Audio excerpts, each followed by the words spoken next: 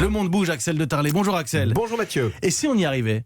Un peu d'optimisme ce matin. Si on y arrivait, enfin une bonne nouvelle sur le front du climat. En 2019, les émissions mondiales de CO2 ont cessé de progresser. Et oui, c'est une énorme nouvelle parce que ça y est, on a stabilisé les émissions de CO2 dans le monde. Depuis 2 ans, vous savez, elles étaient en hausse. Et ô divine surprise, le chiffre est tombé hier pour l'année 2019.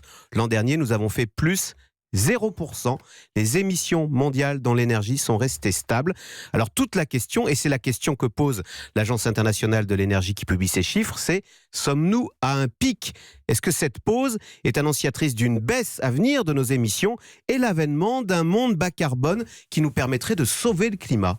Et donc, parce qu'il y a beaucoup de questions, Axel, vous avez des réponses ? Bah oui, il suffit de regarder comment on était arrivé à ce bon résultat. Alors c'est très instructif parce qu'il y a de bons élèves, et donc le meilleur élève dans le monde, c'est l'Europe.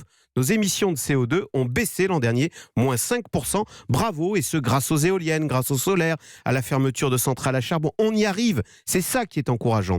Autre bon élève dans le monde, le Japon, moins 4%, grâce à la réouverture de centrales nucléaires. Le nucléaire, qui, rappelons-le, n'émet pas de CO2. C'est d'ailleurs l'un des messages controversés de l'Agence internationale de l'énergie qui dit, face à l'urgence climatique, le nucléaire fait partie de la solution et la France, dit-elle, a raison de ne pas abandonner cette filière.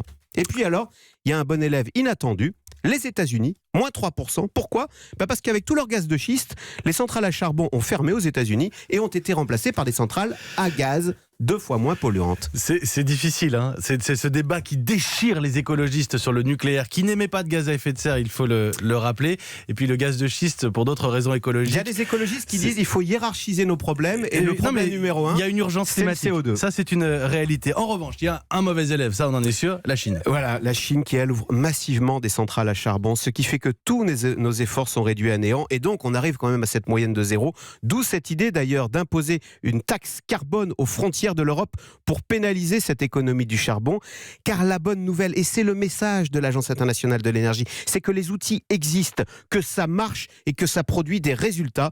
Ces résultats 2019 sont donc un encouragement évident à poursuivre et accélérer nos efforts.